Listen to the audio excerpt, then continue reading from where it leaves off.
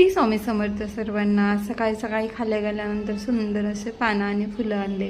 आंब्याला छान छान पाने यायला लागलीत म्हणून हिरवे हिरवेगार पानंसुद्धा भेटायला लागलेत। आज तसं मला मनाला सुद्धा खूप छान आणि शांत वाटत होतं, कारण माझ्या मावस बहिणीचा फोन आला होता आणि खूप जास्त वेळ तिला 1-1.5 तास बोलून एकदम तिचं मला आणि माझा तिला दुःख सांगून कसं मन मोकळं झाल्यासारखं वाटतं। अधूनमधून कोणाला तरी कॉल करून आपलं दुःख ना त्यांच्यासोबत शेअर करायचं म्हणजे कसं शांत वाटतं। एकदम तुडून रोजच पळतोय, रोजच वागतोय, आपणच सहन करतोय, याच्यापेक्षा कोणाला तरी शेअर करायचं म्हणजे कसं छान वाटतं। तिचा कॉल आल्यानंतर अगदी मन भरून बोलून झाल्यानंतर मी तर देवपूजा करायला घेतली। तसं तर 2-4 दिवस झाले इथं मैत्रिणीकडे जाईल म्हणायला लागले, पण कामाने काही जाणंच होईना झालं। पण तिची कमी हिच्या कॉलनं पूर्ण केली, तिच्यासोबत खूप साऱ्या गप्पा मारल्या। कसं सगळ्यांच्याच आयुष्यात खूप जास्त दुःख असतात, आपल्याला वाटतं हे सुखी आहे ते सुखी आहे, खरं तर कोणीच सुखी नाही। सगळ्यांनाच खूप जास्त अडचण ह्या सगळ्यांच्याच आयुष्यामध्ये अडचणी आणि सगळ्यांना धावपळ चालू आहे। आजकाल कोणाचंच जीवन म्हणजे एकदम शांत आणि निवांत कोणाचंच नाही, सगळ्यांना धावपळ करावं लागते।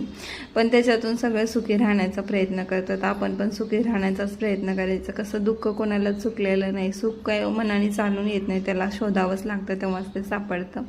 तर इथं गुरुवार होता, सुंदर अशी पूजा करून घेते मी। तर गुरुवारी कळसातलं पाणी चेंज करत असते, अधूनमधून मंगळवारीच्या दिवशी ठरेल त्या दिवशी करते, पण आज गुरुवार होता म्हणलं चला कळसातलं पाणी चेंज करून घ्याल। जेवढं होईल तेवढं आपण आपल्या पद्धतीने चांगलं राहायचं, बाकी तर आहेच विठ्ठल रुक्माई बघायला मागून।